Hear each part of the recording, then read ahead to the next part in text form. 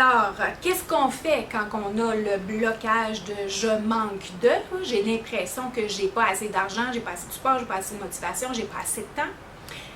Le mot-clé, c'est le focus. Porter notre attention. En fait, souvent, on ne porte pas assez notre attention. C'est ça un peu la prise de conscience. Et je vais porter mon attention sur quoi? Je vais porter mon attention sur qu'est-ce qui est prioritaire pour moi. Je vais porter mon attention sur mes valeurs, qu'est-ce qui est important pour moi. Tu sais, on a fait l'exercice là-dessus. Je vais porter mon attention sur mon engagement. C'est pour ça que je veux avoir mon objectif, puis je veux avoir mon objectif qui est devant moi, puis je veux avoir l'image devant moi, devant mes yeux constamment.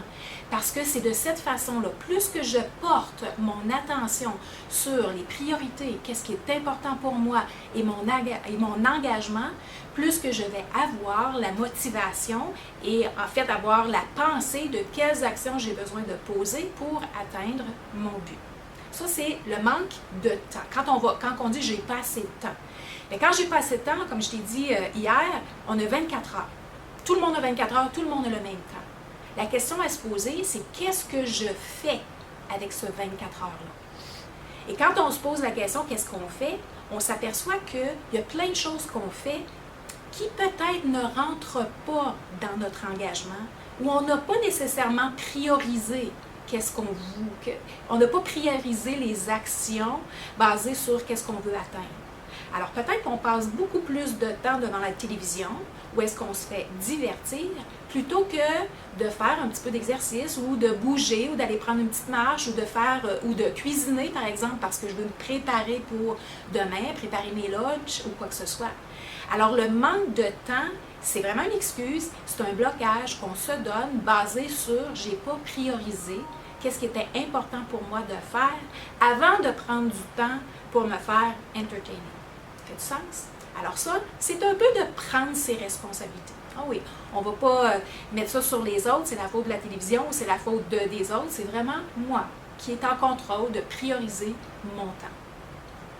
Au niveau de la motivation, quand on manque de motivation, on a déjà appris les neuroassociations et tu sais maintenant que la raison pour laquelle souvent on n'a pas la motivation c'est parce qu'on a associé la douleur ou de la souffrance à l'exercice par exemple ou à faire cuisiner par exemple, pour quelqu'un qui n'aime pas cuisiner. Alors, pour activer la motivation, je vais prendre conscience de mes neuroassociations, je vais les changer. Fait que ça, on a déjà appris ça. Au niveau de « je manque d'argent », en fait, ça, c'est quelque chose qu'on ne peut pas nécessairement contrôler parce qu'en fait, c'est l'argent qui rentre, j'ai besoin de faire avec. Par contre, je peux changer certaines priorités. Et ce que j'ai appris d'une diététicienne hier, que j'ai rencontrée d'ailleurs, elle me disait, pour ceux qui croient en fait que manger sainement, ça coûte trop cher, le conseil qu'elle donnait, c'est acheter en gros, cuisiner en gros, puis congeler en gros.